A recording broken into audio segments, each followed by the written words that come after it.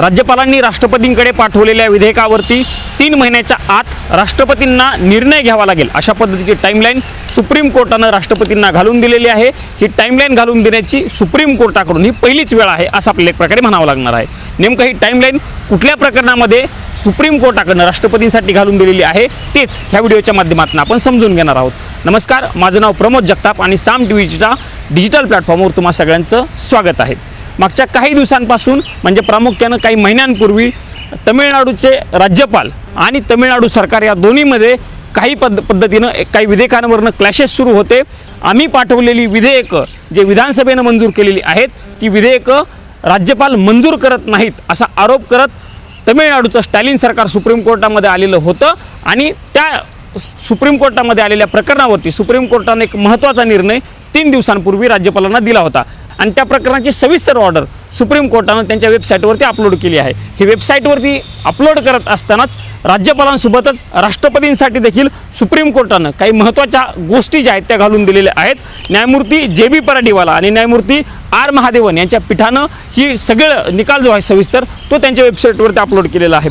8 April रोजी supreme कोर्टानं हा तमिळनाडू बाबतीचा निर्णय दिलेला होता आणि त्यानंतर आता राष्ट्रपतींबाबत नेमकं काय निर्णय दिलेला आहे ते देखील समोर आलेलं आहे।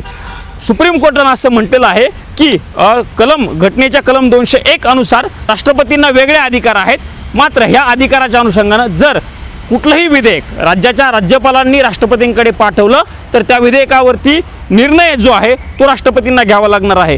जर अशा पद्धतीचा निर्णय राष्ट्रपतींना घ्यायचा नसेल किंवा तो त्यात काही बदल सुचवायचे असतील तर तसं कारण जे आहे ते सविस्तर कारण राज्याला द्यावं लागेल अशा पद्धतीचं महत्त्वाचं निरीक्षण जे आहे ते सुप्रीम कोर्टानं आपल्या निकालामध्ये लिहिल्याचं बघायला मिळते। सुप्रीम कोर्टानं म्हटलेलं आहे की ज्या दिवशी हे विधेयक राष्ट्रपतींकडे येईल त्या दिवसांपासून 3 महिन्याच्या आतमध्ये राष्ट्रपतींना याच्यावरती निर्णय घ्यावा लागेल आणि हा निर्णय घेत असतानाच राष्ट्रपतींनी जर समजा त्यावरती निर्णय घेतला नाही तर ते निर्णय न घेण्यामागची नेमकी कारणं काय आहेत त्याची माहिती जी आहे ती तुम्हाला राज्याला कळवावं लागेल। सुप्रीम कोर्टानं असंही म्हटलेलं आहे की एखाद्या पद्धतीची विधेयकं तुमच्याकडे पाठवलेली असेल तर ती तुम्हाला वारंवार राज्याकडे पाठवता येणार नाहीत।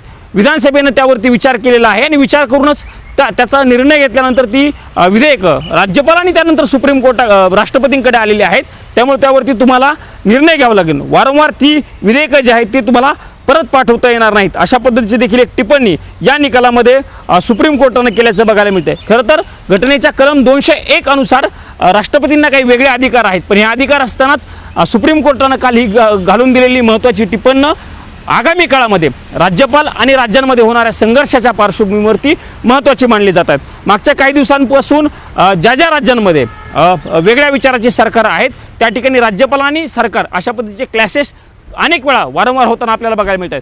महाराष्ट्रामध्ये जेव्हा महाविकास आघाडीचं सरकार होतं त्यावेळी भगतसिंग कोश्यारी जे राज्यपाल होते त्यांनी काही विधेयकांना मंजुरी मिळालेली नव्हती किंवा मंजुरी दिलेली नव्हती, तेव्हा देखील राज्याच्या ठाकरे सरकारनं आक्षेप घेतलेले होते। त्यानंतर इतर राज्यामध्ये केरळ असेल, तमिळनाडू असेल, पश्चिम बंगालमध्ये असेल या ठिकाणी राज्यपालांनी ते सरकार अशा पद्धतीचे क्लॅशेस आपल्याला वारंवार बघायला मिळतात आणि त्यानंतर हे तमिळनाडूचं प्रकरण सुप्रीम कोर्टामध्ये आल्याच्या नंतर सुप्रीम कोर्टानं त्या ठिकाणी दिलेला हा एक निर्णय जो आहे तो महत्त्वाचा म्हणावा लागणार आहे।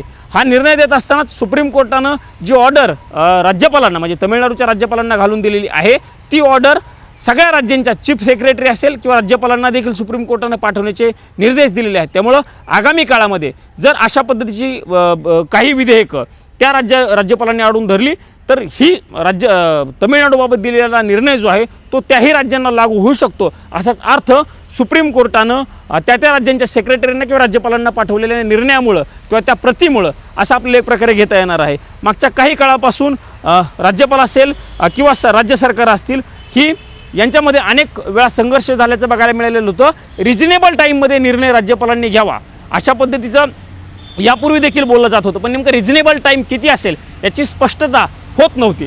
महाराष्ट्राच्या अनुषंगानं देखील विधानसभेच्या अध्यक्ष म्हणजे राहुल नार्वेकरांकडे ज्यावेळेस आमदार अपात्रतेचं प्रकरण आलेलं होतं तेव्हा त्यांनी रिजनेबल टाईममध्ये निर्णय घेतला पाहिजे असं म्हटलं होतं, पण रिजनेबल टाईमची व्याख्या जी आहे ती स्पष्ट होत नव्हती। आता तमिळनाडूच्या राज्यपालांच्या बाबतीत दिलेला निर्णय म्हणजे 1 महिन्याच्या आत तुम्हाला निर्णय घ्यावा लागेल, ही 1 महिन्याची दिलेली रिजनेबल टाईम असेल किंवा राष्ट्रपतींसाठी 3 महिन्याची दिलेली ठरवून दिलेला हा निर्णय असेल, हा एक महत्त्वाचा निर्णय आहे असं म्हणावं लागते. बघावं लागणार आहे की आगामी काळामध्ये या निर्णयाचा कशा पद्धतीनं फायदा होतो का, किंवा अशा पद्धतीने जर सुप्रीम कोर्टात राष्ट्रपतींकडे निर्णय आला तर राष्ट्रपती किती दिवसांमध्ये अशा विधेयकांवरती निर्णय घेतात हे देखील बघणं महत्त्वाचं असणार आहे. पण जर राष्ट्रपतींनी निर्णय घेतला नाही किंवा राष्ट्रपतींनी एखादं विधेयक मंजूर केलं नाही तर त्याविरोधात सुप्रीम कोर्टामध्ये देखील येण्याची मोकळीकता सुप्रीम कोर्टानं आपल्या निकालामध्ये दिलेली आहे. त्यामुळे आगामी काळामध्ये या सुप्रीम कोर्टाच्या निर्णयाचा फायदा कशा पद्धतीने होतो हे बघणं महत्त्वाचं असणार आहे. देश विदेशातील प्रत्येक घडामोडींचे लाईव्ह अपडेट मिळवण्यासाठी आता साम टीव्हीच्या सर्व सोशल मीडिया प्लॅटफॉर्मला लाईक, फॉलो आणि सबस्क्राईब करा. तसंच सर्व नोटिफिकेशनसाठी बेल आयकॉन प्रेस करायला विसरू नका.